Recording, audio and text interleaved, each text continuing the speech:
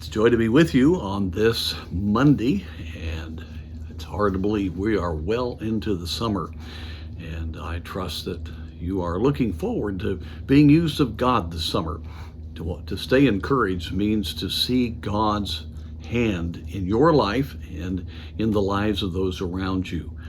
And it's very important that we become an active player in our situations rather than just almost a victim to circumstances. And I think a lot of believers feel that way.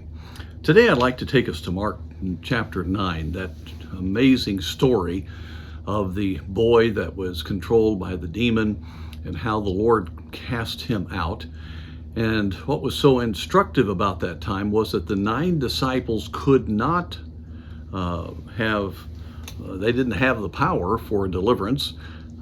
Jesus and the 3 disciples, Peter, James, and John, were up on Mount Hermon, the Mount of Transfiguration, and the disciples were in one of the most demonically controlled areas. They're in Caesarea Philippi, right at the foot of Mount Hermon, where there were temples to the gods, and especially the god Pan. And I think that they were overwhelmed by the darkness around them, and they did not cast the demon out of the boy.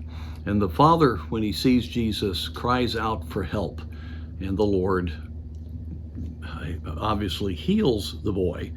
And the disciples asked him privately in verse 28 of Mark chapter 9, why could not we cast him out?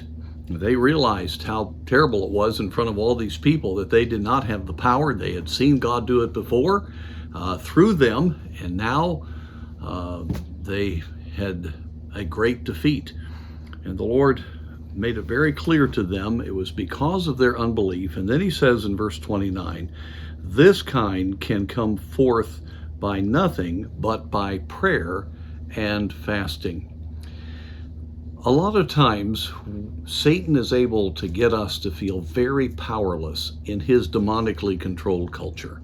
We see darkness all around us. We feel very much the pushback to Christianity, the unbelief, the immoral living, the weakness within Christianity. And often we then feel helpless ourselves, and we feel like God isn't answering our prayers. There's not really the overcoming power of God through our ministry. And a lot of churches feel very weak and caught today. And I believe one of the key reasons is what the Lord mentions here in this passage, that to see God work in the midst of a very dark hour, there has to be prayer and fasting. There has to be the time spent to look to God alone and to believe that God can work. The more you pray and are in the scriptures, and especially when you fast and pray and take special time about issues that are very important, God strengthens your faith during your weakness, and you begin to believe God. And then when you call upon him to work, he will do miracles. Because he's the one that leads you to pray. He's the one that gives you the confidence. And then you can know that he is going to do a great work. And so the darkness of our day doesn't need to cause us to feel powerless. We are powerless, and it certainly exposes that, but we have as much potential for power as any era throughout the church age. And right now, God wants to display his glory more than ever because of the great need of seeing the world reached. And so let's not allow ourselves to be discouraged by what we see and how we feel.